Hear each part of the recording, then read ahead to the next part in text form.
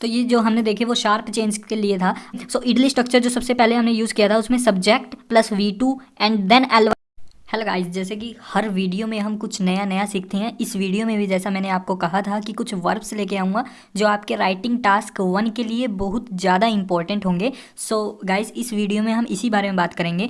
Vocab for increase, decrease, constant, fluctuation and adjective and adverb. अगर आपको adjective और adverb का नहीं पता है तो मैं प्रीवियस वीडियोज़ में 4 ऐसे सेंटेंस स्ट्रक्चर्स को डिफाइन कर चुका हूँ, वो आपके लिए राइटिंग टास्क 1 में बहुत अच्छे तरह से यूज़ किए जा सकते हैं। तो अगर आपने पहली वीडियोज़ नहीं देखी है तो पूरी प्लेलिस्ट को आप एक्सेस कर लीजिए थ्रू आवर चैनल और फिर ही इस वीडियो को देखना, क्योंकि ये वीडियो उसके लिए है जब आप राइटिंग टास्क 1 में इंक्रीज़ का यूज़ करते हो, डिक्रीज़ का यूज़ करते हो, कांस्टेंट का यूज़ करते हो, फ्लक्चुएशन का यूज़ करते हो। Of course these all words are use in your writing task 1 graph as well as diagram और मैप ऑल्सो। सो इन चीज़ों को आपको किस तरह से आप मेंशन कर सकते हो अलग अलग वर्ड देकर, तो ये आपके लिए बहुत ज़्यादा इंपॉर्टेंट होने वाली है। तो let's get started with our new lecture on vocabulary of increase, decrease, constant and adjective and adverb. Adjective और एडवर्ब आपको उम्मीद है पता होगी। अगर आपको नहीं पता है तो आप प्रीवियस वीडियो में जाकर एक बार देख लीजिए कि हमने एडवर्ब और एडजेक्टिव को किस तरह से यूज़ किया है सेंटेंस स्ट्रक्चरों के साथ। तो सबसे पहला वर्ड हम देखेंगे,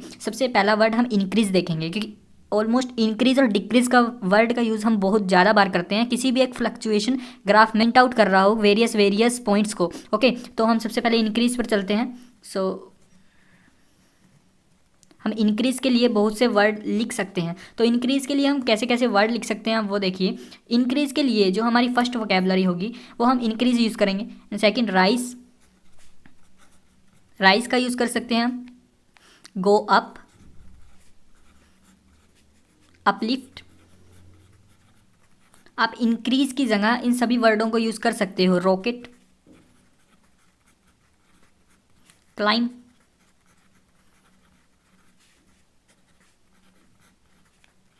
अपसर, sure. For present, this is for present, shoot up. अगर आपका ग्राफ प्रेजेंट में हो तो आप शॉट अप का यूज़ कर सकते हो, मैं लिख भी देता हूँ प्रेजेंट। लेकिन उसी टाइम अगर आपका पास्ट में हो तो इसकी सेकंड फॉर्म आप यूज़ कर सकते हो, shot up. For past, improve, improve का आप यूज़ कर सकते हो। जंप का यूज़ कर सकते हो, जंप। एंड मूव अपवर्ड का यूज़ कर सकते हो, मूव अपवर्ड। और डिक्रीज में ऑलमोस्ट सेम है, move downward only. Okay, for sky rocket, this is for peak. अगर पीक पे हो किसी, मतलब कि 100% में से 90% पे हो या अबव 90% हो तो हम पीक का यूज़ करते हैं, पीक, स्काई रॉकेट। वहाँ तक पहुँच चुका हो, peak, sky rocket and soar. These are the words you can use in your writing task for increase. अब हम नाउन्स देखेंगे, कुछ ऐसे नाउन्स कैसे कि जो हम एडजेक्टिव की जगह यूज़ करते हो। कि आप पहले एक बार देख लीजिए, फिर उसके बाद मैं आपको सेंटेंस फॉर्मेशन के साथ बताऊंगा कि नाउन किस तरह से। नाउन जैसे कि arise for increase, an increase. अगर सब्जेक्ट के तौर पर अगर आप किसी भी नाउन को यूज़ करो on the placement of subject तो आप इन वर्ड्स को यूज़ करोगे, an increase, an upward, a growth, a lap, a jump, a climb। जब भी आप इन वर्ड्स का यूज़ करो तो याद रहे कि इंक्रीज की जगह आप डिफरेंट वर्ड्स का यूज़ कीजिए। जैसे इंक्रीज हमारा बहुत बार रिपीट होता है तो हमें वो रिपीटेशन नहीं चाहिए, रिपीटेशन की जगह हम इन वर्ड वोकैब्स का यूज़ कर सकते हो फॉर इंक्रीज। अब हम डिक्रीज के देखते हैं, this is for increase. Decrease के देखते हैं, फिर कांस्टेंट के एंड फ्लक्चुएशन के देखेंगे, उसके बाद adjective as well as adverb देखेंगे हम कि किस तरह। एडजेक्टिव एडवर्ब जैसे dramatic, dramatically, drastic, drastically, tremendous, tremendously, slight, slightly. इस तरह के वर्ड आपने अपने राइटिंग टास्क 1 में ज़रूर देखे होंगे। तो मैं इन्हीं वर्ड की बात कर रहा हूँ, adjective as well as adverb, और इन्हीं के बारे में कुछ डिस्कस करेंगे। हो सकता है ये वीडियो थोड़ी लेंथी हो, अबव 30 मिनट्स, लेकिन प्लीज़ कोऑपरेट कीजिएगा, वीडियो को एंड तक जरूर देखिएगा, क्योंकि पूरी वीडियो में राइटिंग टास्क 1 की पूरी वोकैबुलरी को मैं डिस्कस करने वाला हूँ। तो चलिए हम शुरू करते हैं हमारे डिक्रीजिंग वर्ड से। This is for increasing word. You can take a picture of screenshot, okay, or you can write it into your fair notebook of writing task 1, and we are going towards the decreasing word, so please note it down. तो अब यहाँ पर हम decreasing word के vocabularies देखेंगे कि decrease की word की जगह आप कैसे कैसे वर्डों का यूज़ कर सकते हो। तो सबसे पहले फास्ट, तो ये चीज़ ध्यान में रखना, दोनों की स्पेलिंग से सेम है। अगर पास्ट में आपके पास ग्राफ हो तो ए की जगह ई का यूज़ करना है, और अगर प्रेजेंट के साथ हो तो आपको फॉल में ए का यूज़ करना है। जैसे डिक्रीज, डिक्रीज नॉर्मल है और आप कर सकते हो। हम नेक्स्ट पे चलते हैं। नेक्स्ट हमारा decline, incline for increase, decline for decrease. This is sharp, if there is a sharp decrease, so we can use that, and this is also for sharp. Next one is a, which I can write here, plunge. This is you can write into your fair notebook or writing task 1. This is very important for you. You can use drop, reduce, collapse, dip, dip for present, and dipped, double P for past, dive. This is all for the decreasing order, okay. Go downward or go down,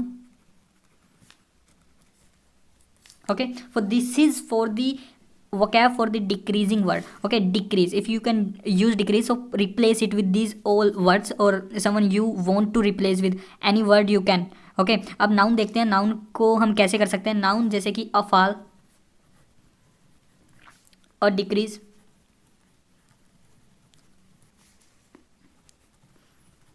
a reduction, जैसे a decrease in the GDP of India और in a GDP of UK, Australia, any one country, okay. You can write it for example only. A reduction, a downward, a decline.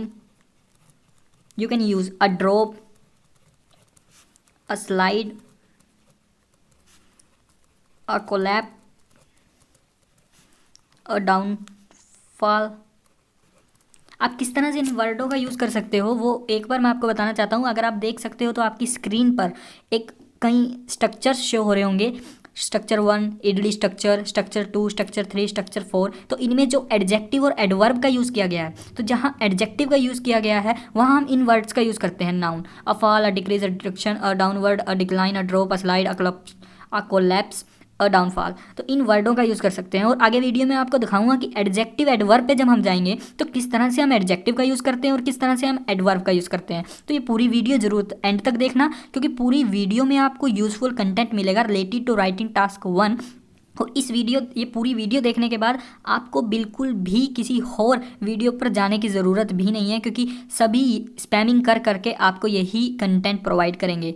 आप अगर यहाँ आकर आपको institute join कर रखा है आपने, तो वहाँ भी आपको स्पैमिंग कर करके एट दी एंड इन्हीं वोकैबुलरी से फैमिलियर कराया जाएगा, ताकि बच्चे ज़्यादा फैमिलियर हो जाए इन वर्डों से, ओके। तो नेक्स्ट पे चलते हैं। नेक्स्ट हम बात करेंगे अब constant as well as fluctuation की, क्योंकि कांस्टेंट और फ्लक्चुएशन ऐसी दो चीज़ें हैं जो हमें ग्राफ में देखने को मिलती हैं और बहुत कम मिलती है as compare to this increase और decrease. So let get started with our constant और फ्लक्चुएशन पार्ट।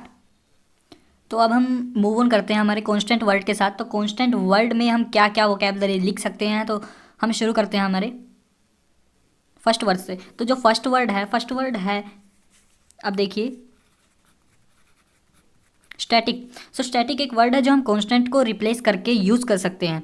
स्टैटिक का मतलब भी कांस्टेंट ही होता है, दैट इज़ अनचेंज। अगर यही हम पास्ट में यूज़ करें तो अनचेंज, वही सेकंड फॉर्म में हम यूज़ कर सकते हैं। ये सब हमारी वर्ब्स हैं, vocab as well as verbs. Vocabulary हम उसी चीज़ की बना सकते हैं जो हमारे पास वर्ब हो, वर्ब की ही हम वोकैबुलरी बना सकते हैं। ये चीज़ ध्यान रखिएगा। अगर किसी भी चीज़ की आप वोकैबुलरी ढूंढ रहे हो तो सबसे पहले वो चीज़ देख लीजिए कि जो आपकी वोकैबुलरी जिसकी ढूंढ रहे हो वर्ड की, वो वर्ब ही है ना, क्योंकि वर्ब की ही वोकैबुलरी हमारी डिक्शनरी में अब तक है। जैसे स्टैटिक, कांस्टेंट हो गया, increase, decrease, increased, decreased, so this type of verbs, okay. Unchange.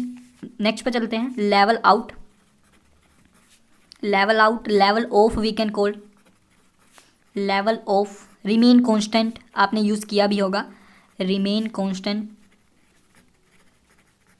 Remain steady, okay, and remain, remain का आप यूज़ कर सकते हो स्टेबल, रिमेन का मतलब एक ही जगह पर, static, like static, remain, remain stable, remain same,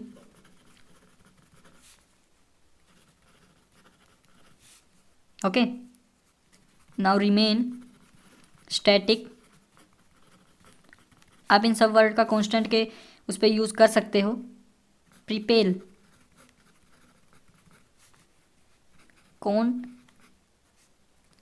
consistency, okay, you can use it, this is little bit tricky word but you can learn it, stabilize, आप सभी वर्ड्स को यूज़ कर सकते हो। इन सभी वर्ड्स मैंने बहुत अच्छी तरह रिसर्च करके आप तक लेके आया हूँ, और जो भी स्टूडेंट इस वीडियो को देख रहा है तो प्लीज़ एक भी स्टेप मिस मत कीजिएगा। अगर कुछ आपको समझ में नहीं आ रहा है तो नीचे कमेंट बॉक्स में क्वेश्चन कीजिएगा, जिससे मैं ज़रूर आपको रिप्लाई करूँगा। अगर फिर भी आप मुझसे बात करना चाहते हैं या आपने कोई प्रॉब्लम्स पूछना चाहते हैं एज रिगार्डिंग आइल्स प्रिपरेशन, सो डिस्क्रिप्शन बॉक्स में कुछ मटेरियल के साथ मैंने अपना एक इंस्टाग्राम अकाउंट भी दिया है, उसमें आके आप मुझसे कुछ भी क्वेश्चन कर सकते हो। तो हम अब इसकी नाउंस देखते हैं। इसके नाउंस कुछ ज़्यादा नहीं है, इसलिए हम इसको छोड़ भी सकते हैं। सो आप कांस्टेंट के ये वर्ड्स जरूर याद कर लीजिएगा, कुछ कुछ याद कर लीजिएगा और कुछ कुछ ऐसे रहने दीजिएगा जो आप पे याद नहीं हो रहे। आपसे जो भी वर्ड याद नहीं हो रहा आप उसको याद मत कीजिएगा, आप उसको छोड़ दीजिए। आप ऐसे वर्ड से याद कीजिए जहाँ कांस्टेंट की जगह आपको यूज़ करने में आसानी हो। ओके, कांस्टेंट के बाद हम फ्लक्चुएशन देखते हैं। तो फ्लक्चुएशन भी कांस्टेंट की तरह ही बहुत ईजी है और इसके भी बहुत कम है। सबसे फर्स्ट वर्ड जो हम फ्लक्चुएशन के लिए यूज़ कर सकते हैं दैट इज़ फ्लक्चुएट। इसकी पूरी पीडीएफ मैं आपको डिस्क्रिप्शन बॉक्स में दे दूंगा अगर आप उतार नहीं सकते तो, और नहीं आप स्क्रीनशॉट भी ले सकते हो इसका। Fluctuate and second one is palpitate, so you can use both for fluctuation only. Okay, तो यहाँ हमारे कांस्टेंट और फ्लक्चुएशन का पूरा सम अप है। इसके बाद हम अब एडजेक्टिव और एडवर्ब देखेंगे जो आपके स्ट्रक्चर्स में बहुत ज़्यादा इंपॉर्टेंट होने वाले हैं और राइटिंग टास्क 1 में आपने बहुत ज़्यादा यूज़ भी किए होंगे।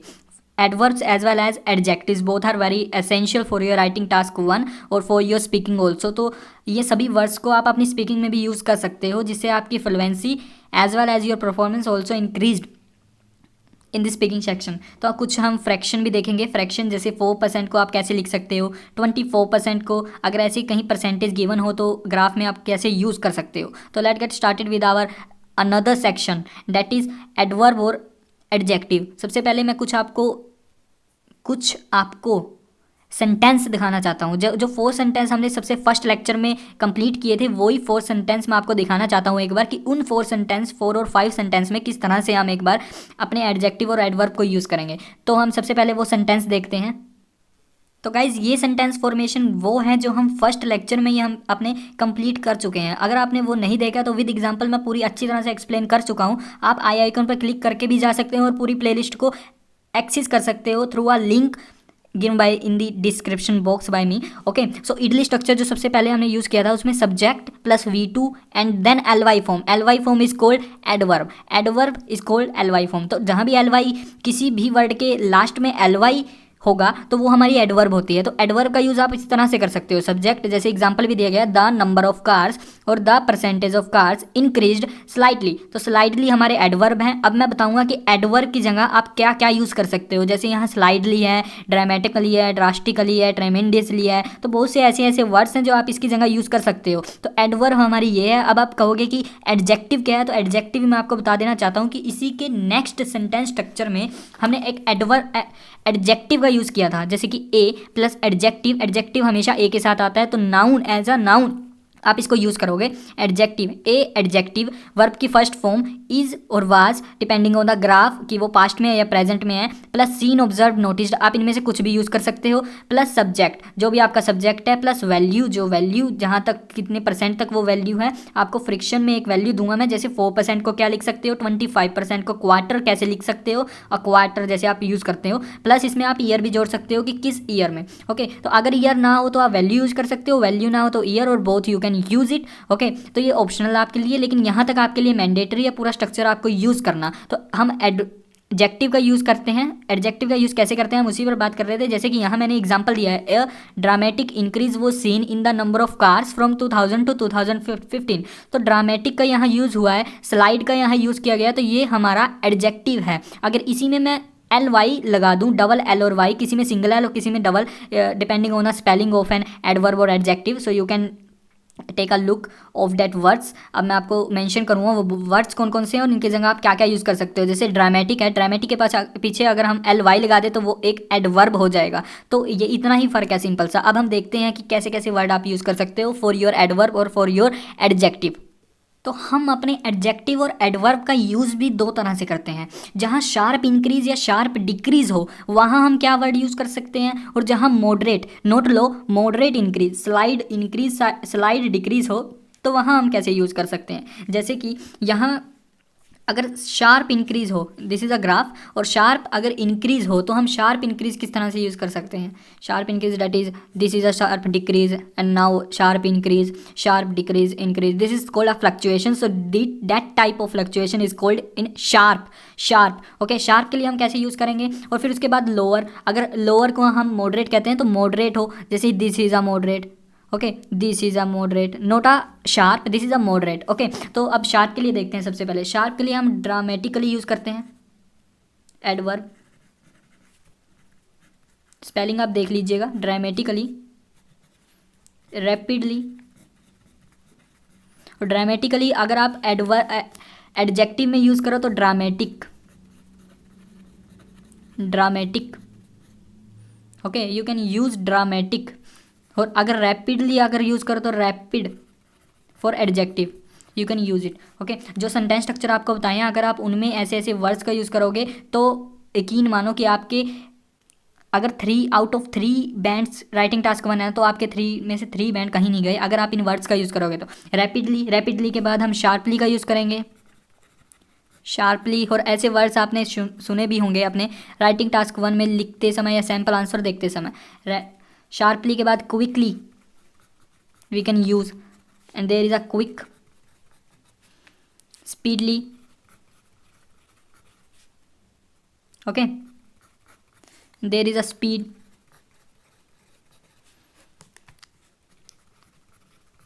स्वाइपली, swift, significantly, there is a significant,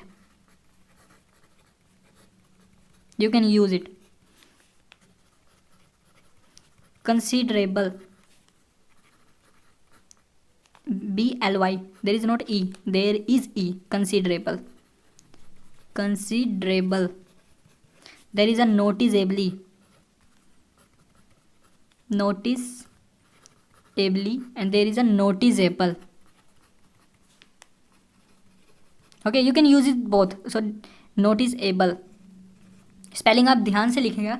adjective और एडवर्ब आप इस तरह से कर सकते हो। This is for a sharp, अगर शार्प हमारे पास इंक्रीज या शार्प हमारे पास डिक्रीज हो तो you can use those words, these are very complex words and give you a complexity in your writing task 1 for the better achievement. Okay, तो ऐसे ऐसे word आप यूज़ करते रहिएगा और ऐसे ऐसे वर्डों का ही यूज़ करेंगे। अब हम मैंडेटरी, जो मॉडरेट है, ओके, मॉडरेट है, मॉडरेट की देखेंगे कि उसकी जगह पर अगर मॉडरेट इस तरह का हमारे पास हो, this is for sharp, okay, this is for moderate.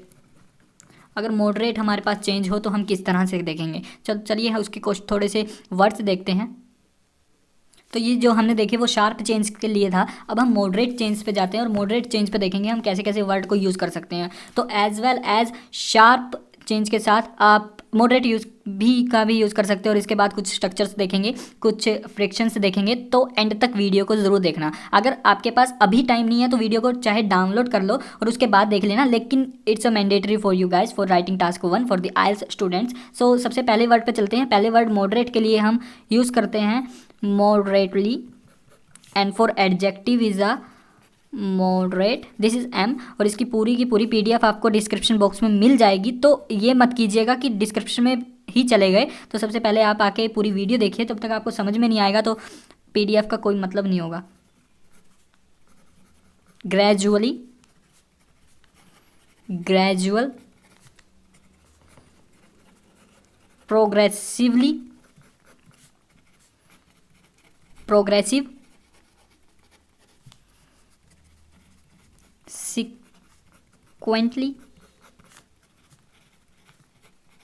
sequential, modest, you can use it. Okay, so this type of words. और भी इसके वर्ड्स हैं जो हम यूज़ कर सकते हैं, जैसे कि स्टेडली, यहाँ हम यूज़ करेंगे स्टेड, ओके, स्टेडी। तो स्लाइडली जो हमने यूज़ भी किया था कई एग्जांपल्स में, स्लाइडली, स्लाइड, स्लोली। अब तक जितने भी एग्जांपल हमने किए हैं एज अ वीडियो में, तो उन सब में इन वर्ड्स का मैंने यूज़ नहीं किया है, लेकिन आज जब मैंने आपको वीडियो दे दी है, प्रोवाइड कर दी है, तो आपने कोर्स को कंटिन्यूसली ऐसे ही करेंगे और इन्हीं वर्ड्स का आगे आगे वीडियो में मैं यूज़ करूँगा। जैसे कि पिछली वीडियो जो लाइन ग्राफ के ऊपर है पूरी, उसमें भी मैंने इनका यूज़ नहीं किया है। अगर आपने लाइन ग्राफ के ऊपर नहीं देखी है तो लाइन ग्राफ के ऊपर भी वीडियो देखिए, क्योंकि उस वीडियो में मैंने आपको बताया कि लाइन ग्राफ को आप दो तरह से एक्सप्लेन कर सकते हो, in the form of trend like this, और in the form of comparison. तो किस तरह से आप डिवाइड करोगे और इंट्रोडक्शन कैसे बनाओगे। तो अगर वो वीडियो आपने नहीं देखी है तो वो वीडियो भी जरूर देख के आइए पहले। Second lecture, this is a third lecture of writing task 1, and जिस लेक्चर की मैं बात कर रहा हूँ वो सेकंड लेक्चर है। तो स्लोली, स्लोली को हम स्लो लिखेंगे। दिस इज़ फॉर एडजेक्टिव, और इन वर्ड्स का ज़्यादा यूज़ नहीं होता। जो वर्ड ज़्यादा यूज़ होने वाला है वो है ट्रेमेंडियसली और tremendous. This is for sharp, I think so you can use it. Okay, तो आप इन वर्ड्स का यूज़ कीजिएगा और इन वर्ड्स के बेस पर ही आप अपने राइटिंग टास्क 1 को रिप्रेजेंट कीजिएगा, जो आपके लिए बहुत ज़्यादा अच्छे वर्ड होने वाले हैं। तो एक एक राइटिंग टास्क 1 या एक एक एग्जाम्पल, सबसे पहले तो इन वर्ड्स का यूज़ करके एक एक एग्जाम्पल लिख के मुझे कमेंट बॉक्स में ज़रूर कीजिएगा, ताकि मैं देख पाऊँ कि आप क्या सही तरीके से जा रहे हैं। नहीं आप, मैं एक सेकंड वीडियो भी इस पर बनाऊँगा। अगर आपके मोस्ट ऑफ द व्यूअर्स के जो एग्जांपल्स हैं वो गलत हुए, तो मैं इस पर एक और वीडियो बनाने वाला हूँ जिसमें मैं पूरे के पूरे एग्जांपल्स को ही शो करूँगा। ओके, एग्जांपल आपको दिखाऊंगा कि किस तरह से हम राइटिंग टास्क 1 में लाइंस बना सकते हैं, एग्जांपल्स बना सकते हैं। तो प्लीज़ आप कमेंट करके मुझे ज़रूर बताना कि आपके लेवल कहाँ तक पहुँचा। ओके, और चैनल पर आप अगर नए हो तो लाइक, शेयर एंड सब्सक्राइब ज़रूर करके जाना, क्योंकि नेक्स्ट वीडियोज़ जो आने वाली है वो एकदम फाड़ू वीडियोज़ आने वाली हैं इस चैनल पे ही। तो आप सब्सक्राइब जरूर कर लीजिएगा प्लीज़। और आप फ्रैक्शंस देखते हैं, कुछ फ्रैक्शन जो आप हमेशा अपने राइटिंग टास्क 1 में यूज़ करते हो, जैसे 4%, 2%। तो अब हम कुछ फ्रैक्शंस देखेंगे, जैसे कि परसेंटेज। अगर आपके पास 2%, 3% एंड 4% हो, तो हम कैसे, किस लाइन का वोकैब का यूज़ कर सकते हैं। तो अगर आपके पास 2%, 3%, 4% हो, तो टीनी फ्रैक्शन का यूज़ कर सकते हो आप, अतीनी फ्रैक्शन। अगर आपके पास 24 हो तो ऑलमोस्ट, अ क्वार्टर। अगर आपके पास 25 हो तो it's a quarter. Okay, a quarter is called 25 और 1/4। ओके, 26 इज अ रफली 1 क्वार्टर। ओके, रफली 1 क्वार्टर। 32 is a nearly 1/3। 30 के पास है ना, तो nearly 1/3। 45 is called around a half, or just under a half you can call. 50% is a exactly half,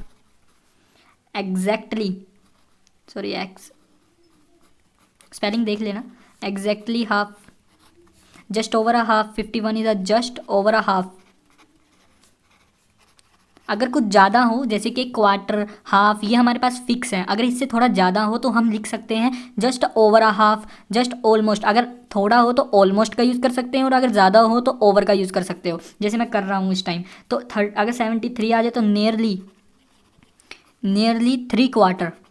okay, 3 quarter कैसे, 25, this is called 25%। तो 25% को अगर 3 से मल्टीप्लाई करेंगे तो 75% होगा। तो 75%, this is 73, so nearly 3 quarter. Okay, nearly या almost 3 quarter, 77% over 3 quarter. Okay, अब 79%, 70 well over 3 quarter, well over 3/4 you can use it. अब लास्ट वन है 89%, so a very large proportion, so this is called a large proportion is called 89%। तो ये कुछ fractions हैं, आप इनको देखिए एक बार किस तरह से आप यूज़ कर सकते हो। एग्जाम्पल ज़रूर बना के कमेंट बॉक्स में कमेंट कीजिए, एक एक एग्जाम्पल कमेंट कीजिए, मैं ताकि देख सकूँ आपका लेवल कितना है और किस तरह से मुझे अगली अपनी वीडियोज़ को किस तरह से आपको प्रोवाइड करना और किस वे में मैं आपको अच्छी तरह से समझा सकता हूँ। तो अगर आपको वीडियो कंटेंट यूज़फुल लगी हो थोड़ी भी, तो वीडियो को लाइक ज़रूर कीजिएगा, कमेंट कीजिएगा, सब्सक्राइब कीजिएगा। ओके गाइज, तो अब यहाँ तक कि फ्रिक्शन भी हम कर चुके हैं। तो इस वीडियो के बाद अब मैं जो बार ग्राफ देने वाला हूँ, वीडियो में बना चुका हूँ बार ग्राफ के ऊपर, लेकिन मुझे कुछ ऐसे ऐसे वर्ड का मैंने यूज़ किया था जो इस लेक्चर के बिना मैं आपको नहीं दे सकता था। तो इसलिए पहले ये वीडियो मैं आपको दूंगा, उसके बाद नेक्स्ट वीडियो हमारी बार ग्राफ के ऊपर होगी। तो बार ग्राफ की वीडियो को, नेक्स्ट भी वीडियो को पूरा देखना। अगर पूरी प्लेलिस्ट आप 15 to 20 डेज़ में कंप्लीट कर लेते हो तो एग्जैक्ट योर प्रिपरेशन कैरिंग पूरी शार्पली ऑन है। तो आप कंटिन्यू कीजिए अपनी प्रिपरेशन को और ये वीडियो एक बार पूरा कंप्लीट कर लीजिए प्लेलिस्ट। तो आप राइटिंग टास्क 1 में कभी भी ऐसा नहीं होगा कि आप कहीं अटके, जैसे कि 20 मिनट्स इनफ टाइम होता है for writing task 1, you can make your limit 20 minutes और half than 20 minutes like 15 minute. 15 minutes में एक ऑलमोस्ट स्टूडेंट अपना टास्क 1 पूरा कंप्लीट कर लेता है। तो अगर 15 मिनट्स में आप करना चाहते हो तो 15 मिनट्स में आप इन वोकैबुलरी को यूज़ कीजिए, इन स्ट्रक्चर्स को यूज़ कीजिए, जो 4 स्ट्रक्चर्स मैंने आपको दिए हैं। मैं आपको नीचे डिस्क्रिप्शन में 2 PDF दूंगा, जिसमें फर्स्ट में sentence structure okay for writing task 1 के लिए होगा, और जो सेकंड PDF होगी वो पूरा इसके ऊपर बेस होगा। तो please guys like share and subscribe करना मत भूलिएगा, और मैं आपको मिलता हूँ अब नेक्स्ट वीडियो में। I think this is very long video for you guys, around 30, but पूरी वीडियो बहुत यूज़फुल है फॉर यू। ओके, सो मिलता हूँ मैं नेक्स्ट वीडियो में, और सब्सक्राइब जरूर कीजिएगा चैनल को।